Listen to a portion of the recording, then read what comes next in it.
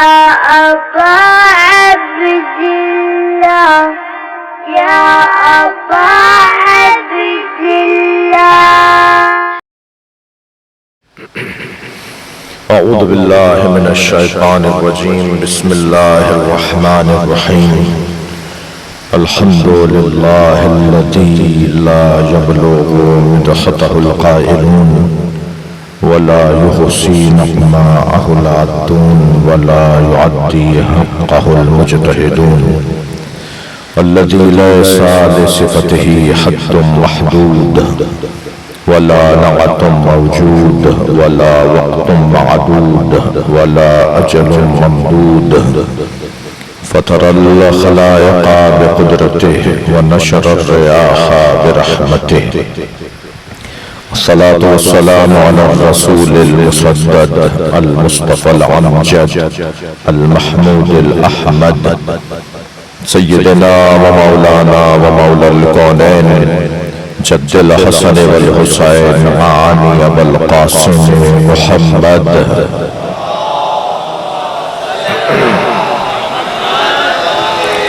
وآله الطيبين الطاهرين المعصومين الذين قال الله إنما يريد الله ليذهب عنكم الرجس أهل البيت ويطهركم تطهيرا.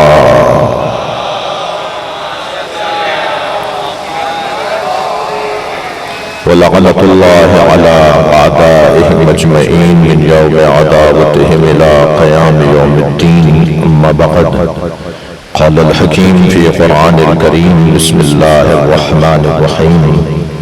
والضحى والليل إذا سجى وما وعد ربك وما قلى وللآخرة خير لك من الأولى ولسوف يؤتيك ربك فترضى ألم يجدك يتيما فآوى ووجدك ضالا فهدى ووجدك عائلا فأغنى فأما بنعمة ربك فحدث. صلوات.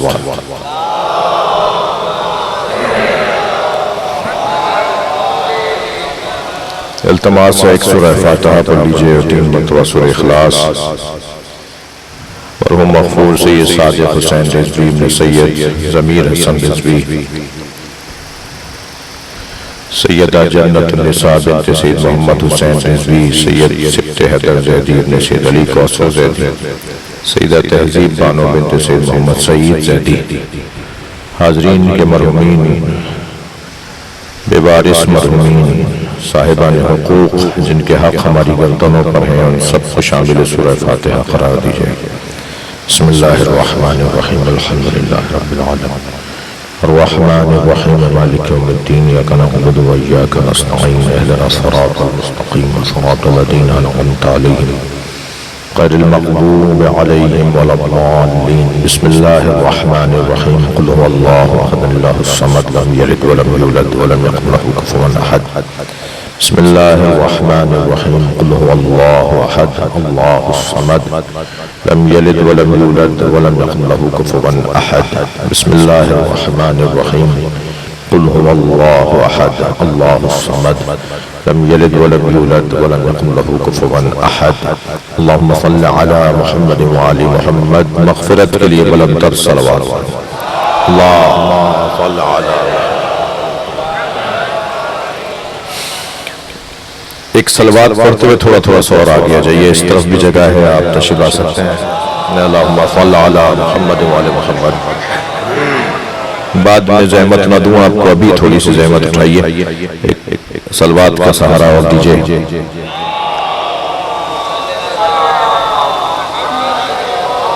اور بھائی ادھر آ جائیے، ادھر کرسی خالی ہے، یہ ادھر کرسی خالی ہے. ایک اور صلوات ہماری گئی.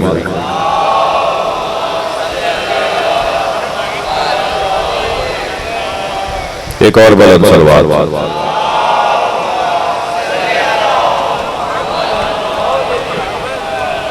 اور بلند صلوات پڑھ سکتے ہیں. اللہم صل علی محمد وعلی محمد وعلی محمد. سورہ مبارکہ والضحیٰ قرآن مجید کا ایک معروف اور مشہور سورہ، جس سورے کا پورا عنوان نبی کی عظمت ہے، نبی کے فضائل ہیں، سرکار دو جہاں کی عظمتوں کو اللہ نے اس سورے میں بیان کیا ہے۔ یا لفظ یوں کہو کہ نبی سے متعلق اللہ نے آپ کی سیرت کو بھی، آپ کے فضائل کو بھی، آپ کی عظمت کو بھی اللہ نے بیان کیا ہے۔ سب سے پہلے تو اللہ چمکتے ہوئے دن کی قسم کھا رہا ہے، روز روشن کی قسم کھا رہا ہے۔ جب دن مکمل اپنے جمال پر ہو، جب دن مکمل روشن ہو، اس روشن دن کی قسم اللہ کھا رہا ہے۔ والضحیٰ، قسم ہے اس دن کی کہ جب دن مکمل چڑھ چکا ہو اور سورج مکمل روشن ہو اور اپنا کمال دکھا رہا ہو، دن جب اپنا کمال دکھا رہا ہو، اس وقت کی، اس لمحے کی قسم۔ اور یقیناً یہ جو دن کے چمکنے اور دن کے روشن ہونے کی جو اللہ قسم کھا رہا ہے، تو کوئی دن ایسا ہے جو روشن رہتا ہے، جو کبھی گہن زدہ نہیں ہوتا، جو کبھی متاثر نہیں ہوتا، بلکہ ہمیشہ اثر انداز ہونے والا دن ہے۔ وہ جو روز روشن ہوتا ہے، وہ جو چمکتا ہوا دن ہوتا ہے، وہ جو دن چڑھا ہوا ہوتا ہے، وہ در حقیقت ہمارے احساسات اور جذبات پر اثر ڈال رہا ہوتا ہے۔ سب سے زیادہ اثر جو انسان کے اوپر پڑتا ہے وہ روز روشن کا پڑتا ہے، جس میں کوئی چیز مخفی نہیں رہتی۔ میں ایک تفنن کہوں کہ جو دیر سے سو کر اٹھتے ہیں وہ بھی اس وقت اٹھ جاتے ہیں جب روشن دن ہو جاتا ہے۔ صلوات پڑھے محمد وآلہ۔ جی تو اب شاید ہی کوئی ہو کہ جو اس وقت سے متاثر نہ ہوتا ہو، اس کا اثر نہ لیتا ہو۔ اور کمال دن کا تب بنتا ہے کہ جب وہ اثر انداز ہو رہا ہوتا ہے، جب وہ متاثر کر رہا ہوتا ہے۔ یہ کسی کا کوئی کمال نہیں ہے کہ وہ اثر پذیر بن جائے، کمال یہ ہے کہ اثر گزار رہے، کسی پر اثر چھوڑے۔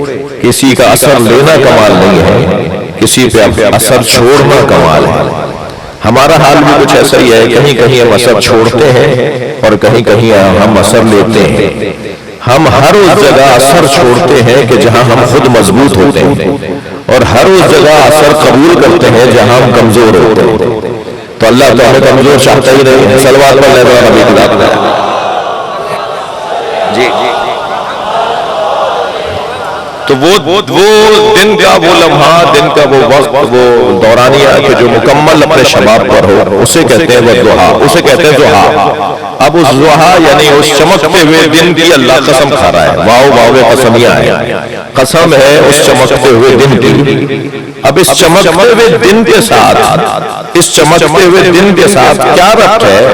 وما ودعک ربک وما قلی۔ اے میرے حبیب، تمہارے رب نے نہ تمہیں چھوڑا اور نہ تم سے بیزار ہوا۔ اس چمکتے ہوئے دن کے ساتھ اس بات کی کیا تھا؟ اچھا تھوڑا سا اور سن لیجئے، پورا سورہ سن لیجئے پہلے آپ۔ پھر اس کے بعد ارشاد ہو رہا ہے وَلَلْآخِرَةُ خَيْرٌ لَكَ مِنَ الْأُولَىٰ، اور آخرت آپ کے لیے پہلے والے دنوں سے زیادہ باکمال ہے۔ وہ جو آپ کے پہلے دن گزرے ہیں، وہ جو آپ کا آغاز گزرا ہے، اس سے زیادہ آپ کے لیے بہتر ہے آخرت۔ وہ جو گزر گیا اس سے زیادہ بہتر ہے۔ وَلَلْآخِرَةُ خَيْرٌ لَكَ مِنَ الْأُولَىٰ، وہ جو اولا پہلا دور گزرا ہے آپ کا، پہلا زمانہ گزرا ہے، پہلا دور گزرا ہے، اس سے آپ کی آخرت زیادہ خیر ہے، بہتر ہے، اچھی ہے۔ وَمَا وَدَّعَكَ رَبُّكَ وَمَا قَلَىٰ وَلَلْآخِرَةُ خَيْرٌ لَكَ مِنَ الْأُولَىٰ أَلَمْ يَجِدْكَ يَتِيمًا فَآوَىٰ۔ کیا آپ نے نہیں دیکھا کہ آپ جب بے سہارا تھے تو آپ کو کسی نے سہارا دیا؟ وَوَجَدَكَ ضَالًّا فَهَدَىٰ، اور آپ مشکلات میں تھے، پریشانیوں میں تھے، الجھنوں میں تھے، یہاں اب وجدک ضالن سے مراد آپ معاذ اللہ، جو ترجمہ بعضوں نے کیا ہے کہ آپ معاذ اللہ گمراہ تھے اور آپ کو ہم نے ہدایت دی، یہ ترجمہ ہم نہیں کرتے، ہمیں یہ ترجمہ آتا ہی نہیں ہے. صلوات پڑھنے والے محمد وَوَجَدَكَ ضَالًّا فَهَدَىٰ، آپ معاذ اللہ گمراہ، یہ ہمیں ترجمہ نہیں آتا. یہاں یہ ضالًا سے مراد گمراہ نہیں ہے، پریشان تھے، مشکل میں تھے، پریشانیوں میں تھے. وَوَجَدَكَ ضَالًّا فَهَدَىٰ، ہم نے آپ کو رستہ دیا. آپ پریشانیوں میں تھے، فَهَدَىٰ، ہم نے آپ کو رستہ عطا کیا، ہم نے آپ کو رستے کی رہنمائی کی. وَوَجَدَكَ عَائِلًا فَأَغْنَىٰ، اور آپ کے پاس پیسہ نہیں تھا، آپ کے پاس دولت نہیں تھی، ہم نے آپ کو غنی بنایا. وَلَسَوْفَ يُعْطِيكَ، اس کے بعد والی آیت، وَلَسَوْفَ يُعْطِيكَ رَبُّكَ فَتَرْضَىٰ، بہت جلد آپ کا رب آپ کو اپنی ایک عطا کے ذریعے راضی کرے گا. صلوات پڑھنے والا محمد وآلہ.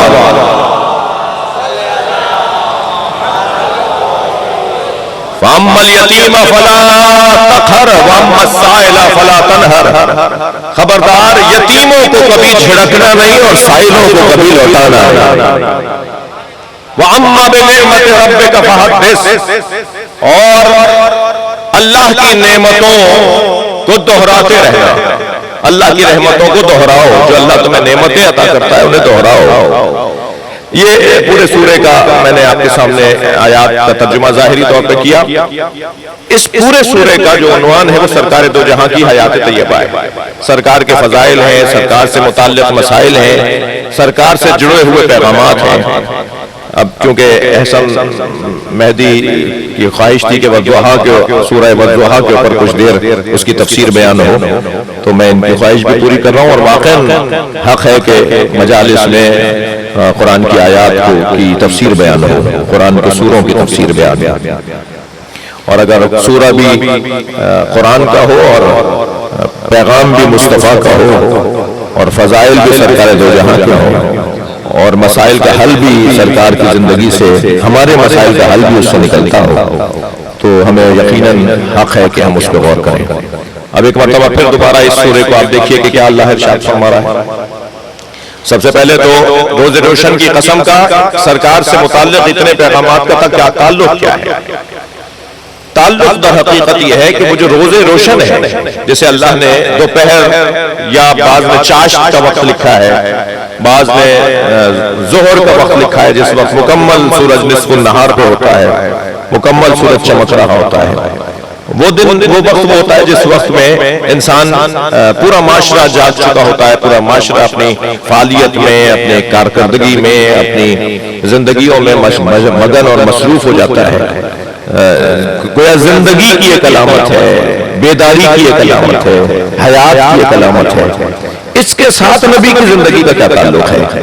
تو در حقیقت اللہ ایک پیغام دینا چاہ رہا ہے کہ میں ایک ایسے روز روشن کی قسم کھا رہا ہوں جو روز روشن کسی سورج کی وجہ سے نہیں ہے، بلکہ وہ روز روشن میرے مصطفیٰ کی وجہ سے. جن کی زندگیوں میں مصطفیٰ آ جائے ان کا دن روشن ہو جائے، ان کی حیات چمک جاتی ہے، ان کی زندگیاں روشن ہو جاتی ہیں. تو وہ روز روشن سرکار کی ذات ہے جو مکمل وہ اپنی تابانی کے ساتھ صلوات پڑھنے محمد وآلہ ہم پر اثر ڈال رہا ہو، تو پھر ایک ایسا مرحلہ آئے گا کہ اب نبی کے فضائل بھی اور نبی سے جڑی ہوئی چیزیں بھی ہماری زندگیوں کے لیے ضروری قرار پائیں گی. تو پہلے مرحلے میں تو ارشاد ہوا کہ وما ودعک ربک وما قلی، تمہارے رب نے تمہیں نہ چھوڑا ہے نہ تمہارا رب تم سے بیزار ہوا ہے. اچھا چھوڑا نہیں ہے، بیزار نہیں ہوا، اس سے نبی کے ساتھ کیا تعلق ہے؟ جب انسان پریشان ہو جاتا ہے نا، جب اسے پتھر مارے جا رہے ہوں، جب اسے شہر بدر کیا جا رہا ہو، جب اس کی بات کو کوئی ماننے کو تیار نہ ہو، جب اسے جادوگر دیوانہ کہا جا رہا ہو، جب اسے مجنون کہا جا رہا ہو، جب اس کی دل آزاریاں کی جا رہی ہوں، جب اس کی حوصلہ شکنی کی جا رہی ہو، جب اس کے رستے میں رکاوٹیں ڈالی جا رہی ہوں، تو یہ خیال آ سکتا ہے کہ میرا رب میرے ساتھ نہیں ہے، میرا اللہ میں صلوات پڑھنے والا محمد وآلہ. اب میرا رب میرا ساتھ ہوتا تو کہیں سے مجھے وہ غیب سے مدد فراہم کرتا، میری کوئی مدد ہو جاتی. میرا اللہ میرے ساتھ نہیں ہے، یہ خیال آ سکتا ہے ذہن میں. تو اب جواب یہ دیا جا رہا ہے کہ نہیں، یہ جو پریشانیاں تمہارے ساتھ، یہ جو مشکلات تمہارے ساتھ آ رہی ہیں، وما ودعک ربک وما قلی، قلا، تمہارے رب نے نہ تمہیں چھوڑا ہے ودا کیا ہے، ودا کا لفظ ہمارے یہاں بولتے ہیں، نہ تمہارے رب نے تمہیں ودا کیا ہے، یعنی تمہیں چھوڑا ہے، وما قلا، نہ وہ تم سے بیزار ہوا ہے۔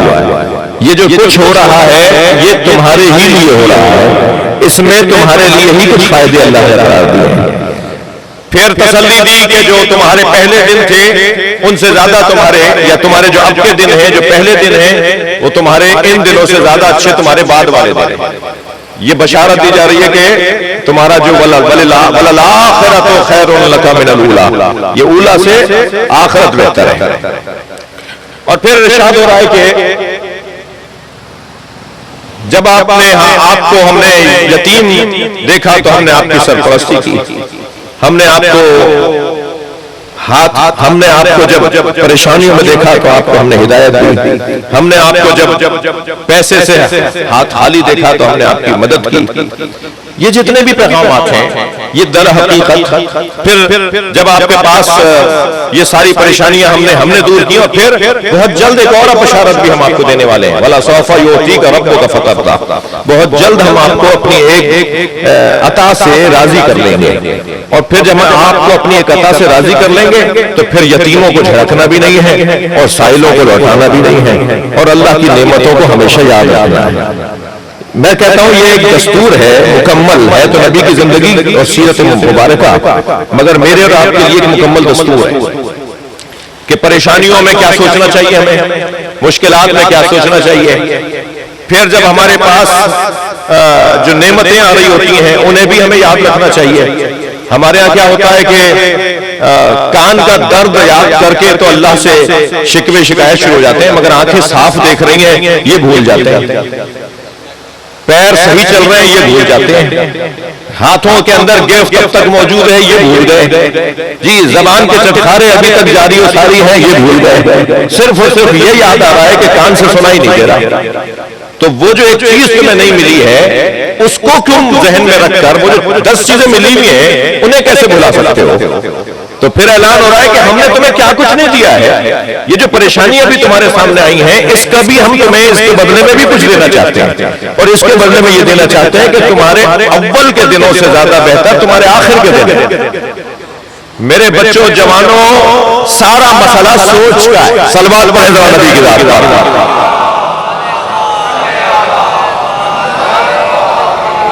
سوچ تبدیل کر دیجئے، سوچنے کا انداز تبدیل کر دیجئے، وہی چیز جو اس سوچ سے بری لگ رہی تھی وہی سوچ بدلنے سے اچھی لگے گی، وہی چیز اچھی لگے گی، کوئی اور چیز لانے کی ضرورت نہیں ہوگی۔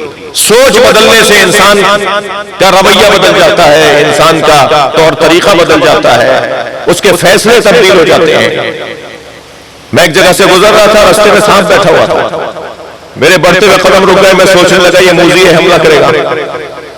ابھی کھڑا میں سوچ رہا تھا کہ کیا کروں، آگے جاؤں پیچھے جاؤں کیا کروں، تو لوگوں نے مجھ پہ تبصرے شروع کر دیے، مولانا کو دیکھو بڑی شجاعت کی باتیں کرتے ہیں، سانپ سے ڈر رہے ہیں، سانپ سے ڈر رہے ہیں۔ اب میں سوچ رہا ان کے چڑھانے میں آؤں یا عقل بندی کا ثبوت دوں، بہت سارے لوگ چڑھا کے غائب بھی ہو جاتے ہیں۔ ابھی میں کھڑا سوچ رہا تھا کہ مجھے کیا کرنا چاہیے، ایک بچہ برابر میں آ کے کھڑا ہوا اور کہنے لگا مولانا یہ پلاسٹک کا سانپ ہے۔ جیسے ہی مجھے معلوم ہوا پلاسٹک کا سانپ ہے میں نے اسی پر پیر رکھا اور اسے کچلتا ہوا چلا گیا۔ معلوم یہ ہوا جب سوچ بدل جاتی ہے تو اقدامات بھی بدل جاتے ہیں، جب حقائق روشن ہو جاتے ہیں تو اقدامات بھی تبدیل ہو جاتے ہیں۔ ساری دنیا جس یزید سے ڈر رہی تھی نا، حسین اسے خوب جانتا ہے، وہ ڈر وہ ایسا ہے ہی نہیں کہ اسے ڈرا جائے۔ یہ وہ ایک ہی چیز آپ نے کتنا دیکھا ہوگا روزانہ کے مشاہدے ہیں نا، یہ وہی چیز کسی کے ہنسنے کا سبب ہے تو وہی چیز کسی کے رونے کا سبب ہے۔ چیز ایک ہی ہوتی ہے، اس کو دیکھ کر کچھ لوگ رو رہے ہوتے ہیں اور اسی کو دیکھ کر کچھ لوگ ہنس رہے ہوتے ہیں۔ وہ اسی چیز کو دیکھ کر رونے والے اور اسی چیز کو دیکھ کر ہنسنے والے دو مختلف سوچوں کی وجہ سے، دو مختلف سوچ ہیں جو ایک ہی چیز کو سبب بنا رہی ہے کہ رویا جائے اور ایک ہی چیز کو سبب بنا رہی ہے کہ ہنسا جائے۔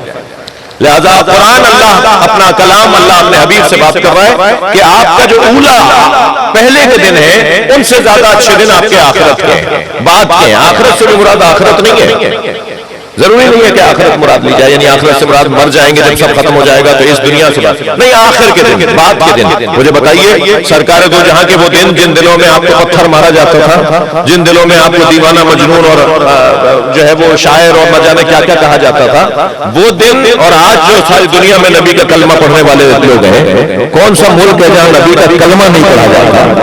کون سا شہر ہے جہاں نبی کی اولاد نہیں رہتی؟ صلوات پڑھ لیں محمد و آلہ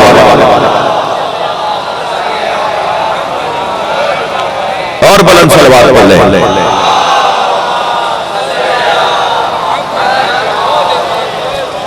تو یہ پیغام ہے اور پھر اعلان ہو رہا ہے کہ اے میرے حبیب وَلَسَوْفَ يُعْطِيكَ، آپ کو ہم نے أَلَمْ يَجِدْكَ يَتِيمًا فَآوَىٰ، آپ کو ہم نے یتیم پایا، ہم نے آپ کو پناہ دی۔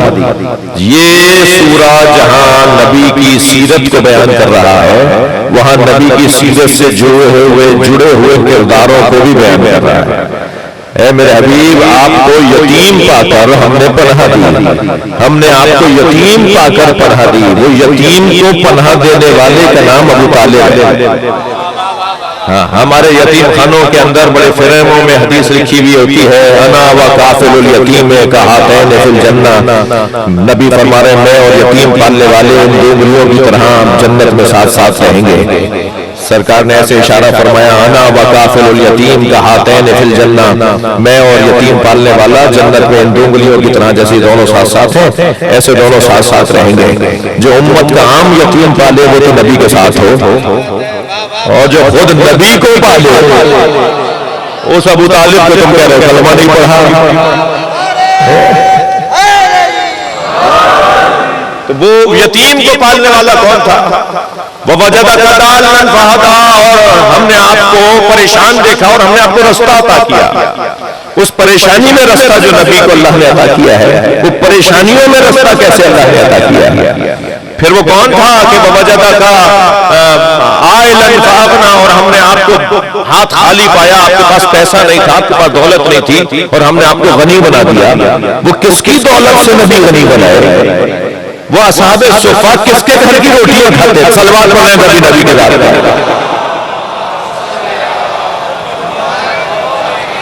یہ تو ماضی میں جو کچھ ہوا وہ ہوا، آگے کے لیے اللہ کیا کہہ رہا ہے؟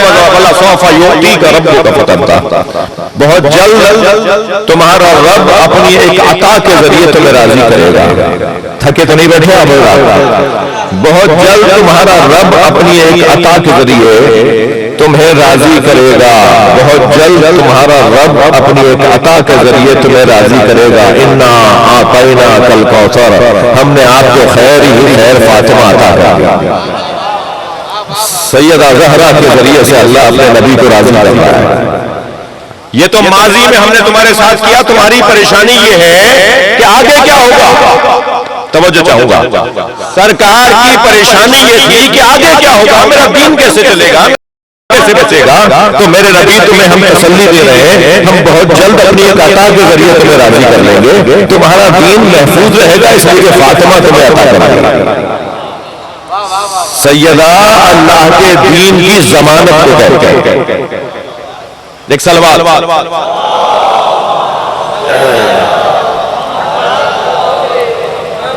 احسن میں مجبور ہو رہا ہوں ان سے، میں سوچ رہا تھا کوئی اور سوچ لے گا مگر نہیں سوچ پا رہا کوئی، اس کا گونج ختم کرواؤ، میں کوئی نوحہ نہیں پڑھ رہا، خطاب کر رہا ہوں، اس کے گونج ختم کرواؤ۔ ایک سلوات اور نبی کی ذات میں۔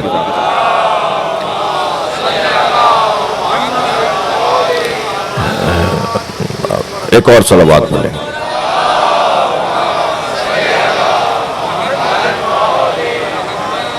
اس سے بلند سلوات۔ اللہم صلی علی محمد وآل محمد۔ ماضی میں آپ کی توجہات میرے ساتھ ہیں، بڑی عنایت آپ کی، ماضی میں جو سرکار کے ساتھ رہا وہ اللہ نے کہا یہ ہم نے کیا، یہ ہم نے کیا، یہ ہم نے کیا، ہم نے آپ کو پریشانی میں رستہ دیا، ہم نے آپ کو یتیمی میں آپ کو سہارا دیا، ہم نے آپ کو غربت میں مال دیا، یہ سب ماضی میں ہوا۔ یہ ہے اولا۔ وَلَلْآخِرَةُ، اس کے بعد والا کیا ہے؟ خیرٌ، اس سے اچھا ہے۔ یہ ہے اولا، یہ ہے پہلے کی آپ کی زندگی، پہلے کے معاملات۔ اب اس کے بعد وَالْآخِرَةُ، بعد والا جو ہے وہ اولا ہے، بہتر ہے۔ وہ کیسے ہے؟ وَلَسَوْفَ يُعْطِيكَ رَبُّكَ فَتَرْضَىٰ، ہم ایک اپنی عطا کے ذریعے تمہیں راضی کر لیں گے۔ اب جب آپ کو اپنی عطا کے ذریعے راضی کر لیں گے تو یتیم کو بھی جھڑکنا نہیں ہے، مانگنے والے کو بھی خالی ہاتھ نہیں بھیجنا۔ یہ جو نبی نے کہا نا اما السائل فلا تنہر ولا تقہر، اور مانگنے والے کو خالی ہاتھ نہیں بھیجنا ہے، تو یہ مانگنے والے کو خالی ہاتھ نہیں بھیجنا ہے، اس کا جلوہ تو اس وقت نظر آتا ہے جب مانگنے والا ایک ہوتا ہے، روٹیاں 5 ملتی ہیں۔ دروازے پر جو مانگنے آ رہا ہے وہ یتیم مسکین اور اسیر جو دروازے پہ آیا تھا وہ یتیم آیا تھا، یتامہ نہیں آئے تھے۔ وَيُطْعِمُونَكَ وَيُطْعِمُونَ الطَّعَامَ عَلَى حُبِّهِ مِسْكِينًا يَتِيمًا وَأَسِيرًا۔ وہ جو یتیم مسکین اسیر آئے تھے وہ ایک ایک آئے تھے نا، یتیم تھا، یتامہ نہیں تھے، مسکین تھا، مساکین نہیں تھے، اسیر تھا، اسرا نہیں تھے، تو ایک روٹی دے دیتے، باقی روٹیاں اسے پنجتن افطار کر لیتے۔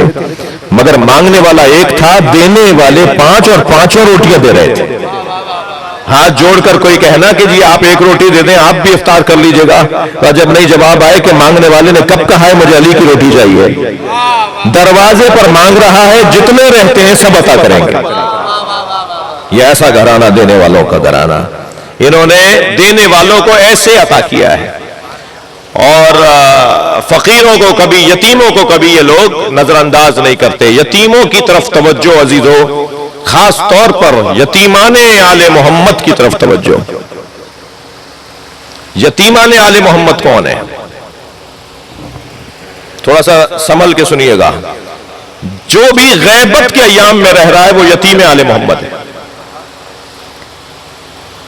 ایام غیبت ائمہ اہل بیت میں جینے والے یتیمان آل محمد ہیں، اس لیے کہ وہ ڈائریکٹ اپنے امام سے بات نہیں کر سکتے، اور اگر کوئی بات کرتا ہے تو اسے بتانے کی اجازت نہیں ہے کہ میں بات کرتا ہوں۔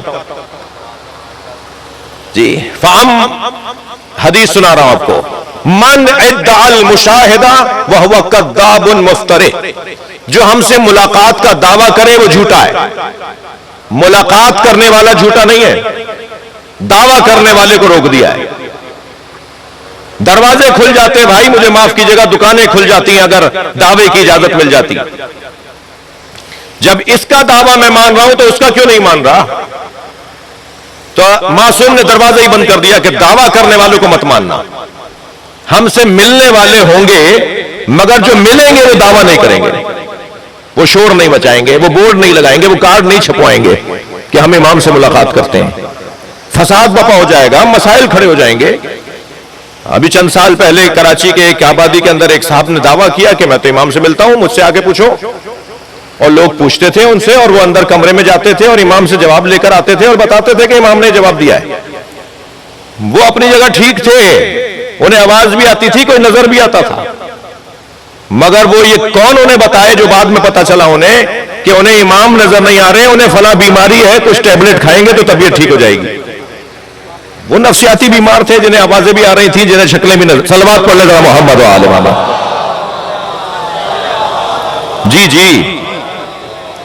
جی ایسا ہے، میں اس بیماری کا نام، میں ڈاکٹر نہیں ہوں نا تو میں بھول جاتا ہوں اس بیماری کا نام، مجھے ایک ڈاکٹر نے بتایا بھی اس بیماری کا نام۔ 1 ہفتے ٹیبلٹ کھائی، انہوں نے طبیعت ٹھیک ہو گئی ان کی۔ دعویٰ کرنے کو روکا امام نے۔ جن سے ملتے ہیں وہ دعویٰ نہیں کرتے، ان کے فیصلے، ان کے اقدامات، ان کی رائے، ان کے مشورے بتاتے ہیں کہ ان کے پیچھے کوئی طاقت ہے۔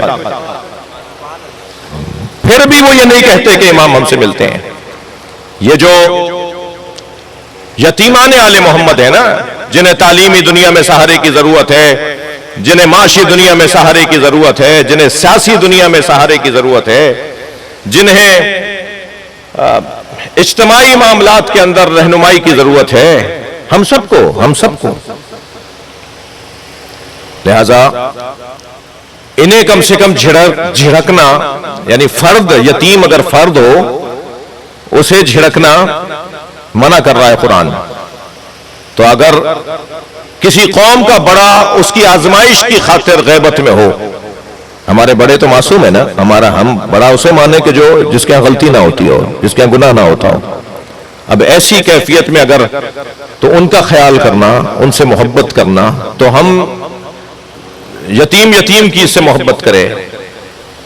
مولا کی طلب، دعائے ندبہ پڑھنے والے میری بات کو زیادہ محسوس کریں گے، جو ہر روز جمعہ، صبح جمعہ دعائے ندبہ پڑھتے ہیں، وہ جب دعائے ندبہ میں ایک پریشان اولاد، پریشان بچہ جو اپنے باپ کو، جو اپنے بڑے کو، جو اپنے رہنما کو، جو اپنے سرپرست کو بلک بلک کر اپنے مولا کو بلاتا ہے، ان الفاظ پہ غور کریں تو میری بات روشن ہو جائے گی. صلوات پڑھ لیں محمد و آل محمد.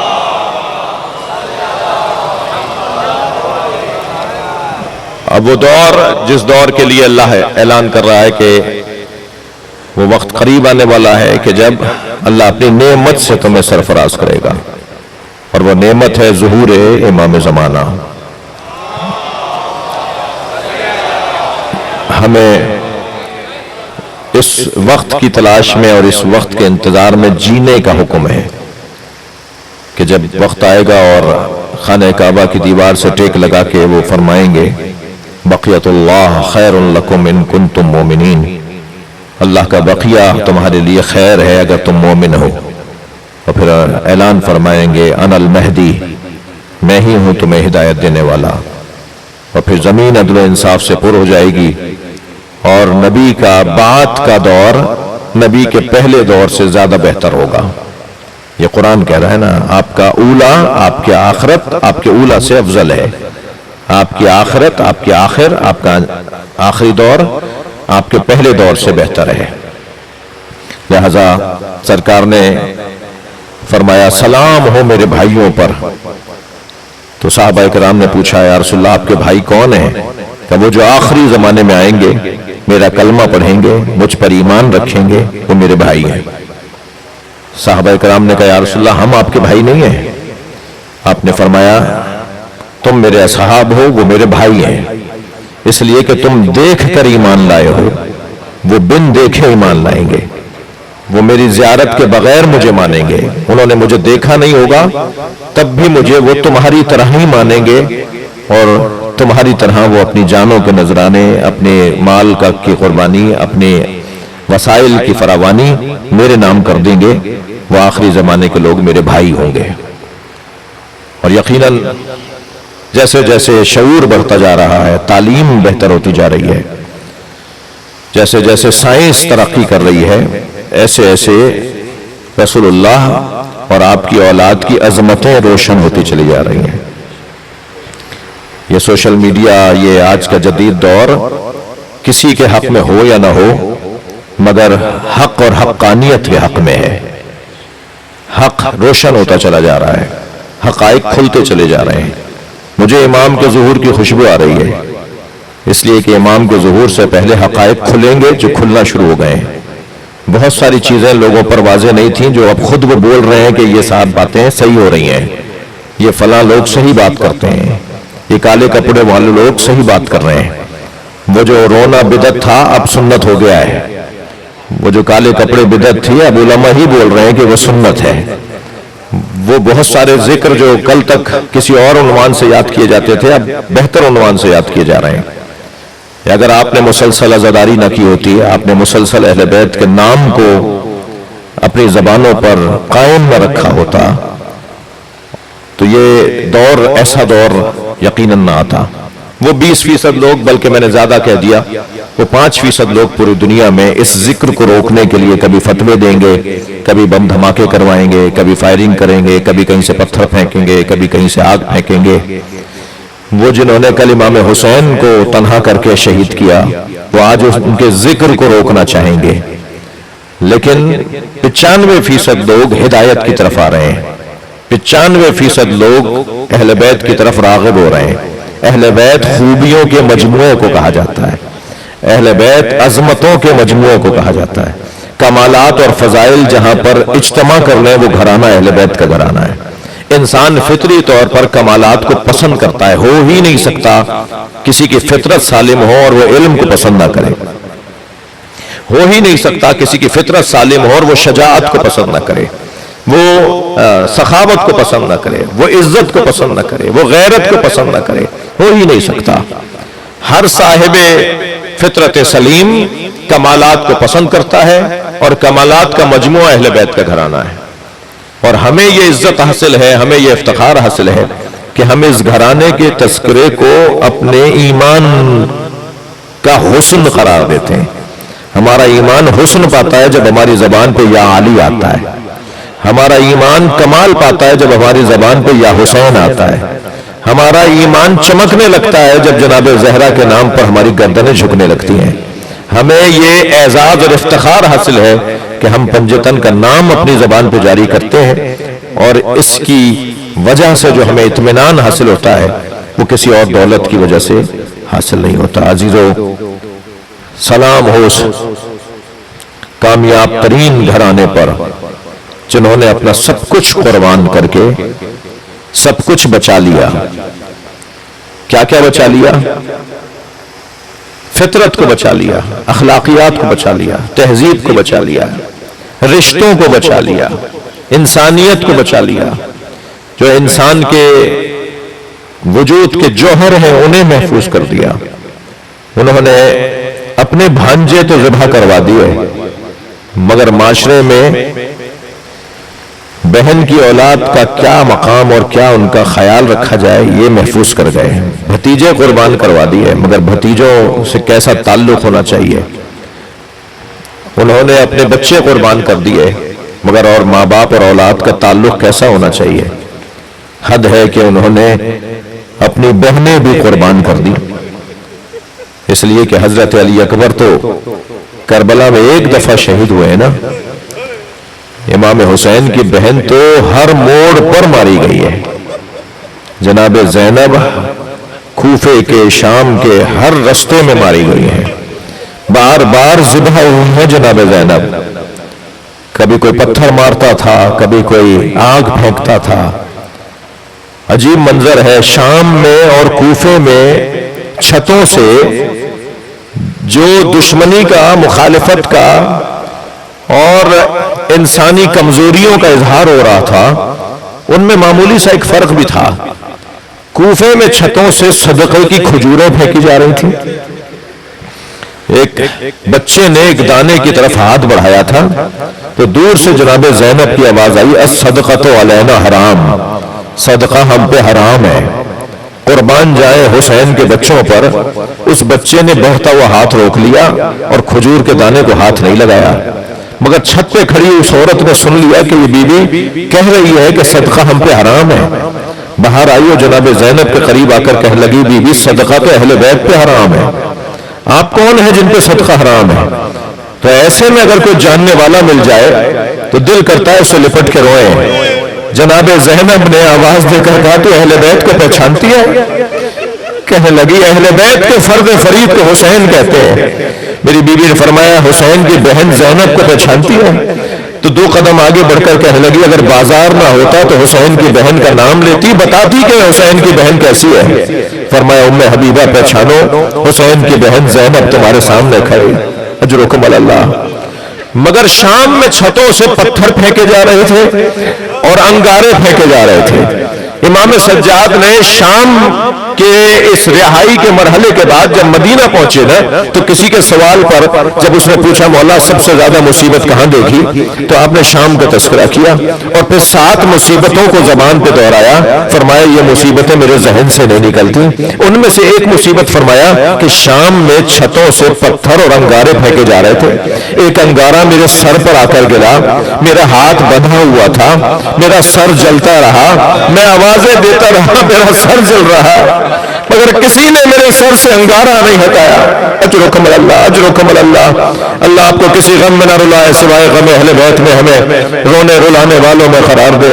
مجلس ہو گئی عزادارو، بس ایک منزل اور آگے آ جائیے. سلام ہو اس گھر کی اس 4 سالہ بچی پر جو شام کے زندان میں رہ گئی. سب آزاد ہو کر، رہائی پا کر سب تو کربلا آئے اور پھر کربلا سے مدینہ گئے، مگر ایک بچی ایسی ہے جو زندان شام سے رہا نہ ہو سکی. عزاداروں، جلتے ہوئے خیمے سے جناب زینب کبریٰ امام سجاد کو کیسے لائیں، اس کا بیان بہت مشکل ہے. ایک راوی کہتا ہے کہ میں نے دیکھا جلتے ہوئے خیمے میں ایک بی بی آگ کی لپیٹوں کا مقابلہ کر کے جلتے خیمے میں جا رہی ہے، مگر آگ کی لپیٹیں اسے روک دیتی ہیں۔ جلتے ہوئے خیمے کی چوب سے اس کی سر لگتا ہے۔ کہتا ہے میں قریب آیا اور میں نے آ کر کہا کیا تمہیں نظر نہیں آ رہا آگے آگ جل رہی ہے؟ تو وہ بی بی مڑی اور مجھے دیکھ کر کہنے لگی یا شیخ انا لنا فیہا علیل، اس خیمے میں ہمارا ایک بیمار رہ گیا ہے جو اپنے پیروں سے چل کر نہیں آ سکتا۔ اور ایک مرتبہ وہ بی بی جلتے ہوئے خیمے میں چلی گئی، اپنی پشت پر ایک بھتیجے کو بیمار کو لے کر آئی۔ وہ علی کی بیٹی حسین کی بہن زینب کبریٰ تھی۔ وہ منظر بڑا شدید ہے زدارو کہ جلتے ہوئے خیمے سے کیسے لے کر آئے۔ جلتے ہوئے خیمے سے امام سجاد کو لانا کتنا مشکل تھا، اس سے زیادہ مشکل تھا قبر سکینہ سے جناب رباب کو اٹھانا۔ بی بی کو اٹھا کر لاتے تھے، بی بی پھر چلی جاتی تھی، بی بی کو لے کر آتے تھے، بی بی پھر چلی جاتی تھی، اور بار بار ایک جملہ کہتی تھی زینب میرا مدینے میں کون رہ گیا، میرا والی کربلا میں رہ گیا، میری بچی شام میں اکیلی ہے۔ اجرکم اللہ اجرکم اللہ۔ کیسے اٹھایا ہے قبر سکینہ سے جناب رباب کو۔ امام سجاد نے آ کر کہا اماں قافلہ تیار ہے۔ محمل میں آ کر بیٹھی، قافلہ چلنے لگا۔ جناب زینب نے محمل کا پردہ ہٹایا۔ شام کی عورتیں جو رخصت کرنے آئی ہوئی تھیں انہیں آواز دے کر کہا اے شام کی عورتوں مجھ پر ایک احسان کرو گی؟ ساری بیویوں نے آواز دے کر کہا بی بی حکم کریں گی۔ تو اشارہ کر کے جناب سکینہ کی قبر کی طرف اشارہ کر کے فرمایا ہماری سکینہ کو اکیلا نہ چھوڑنا، اللہ آپ کو شام لے جائے، جناب سکینہ کی قبر کی زیارت نصیب ہو۔ اب کی دفعہ جب آپ جائیں نا تو جالی سے قبر کو ضرور دیکھیے گا۔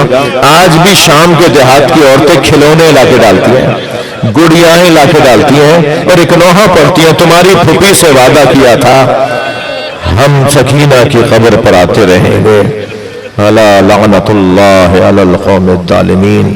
یا اللہ ان آوازوں پر رحمت نازل فرما، رونے والوں کی توفیقات میں اضافہ فرما، اس گھر پہ اپنی برکتیں نازل فرما، اس گھر کے مرحومین کی مغفرت فرما، اس گھر کے رہائشیوں متعلقین کو صحت سلامتی عطا فرما، پروردگارہ تمام مریضوں کو شفا عطا فرما، جناب اختر ضامن صاحب کو صحت کاملہ عطا فرما، امام زمانہ کے ظہور میں تعجیل فرما، یا حسین یا حسین۔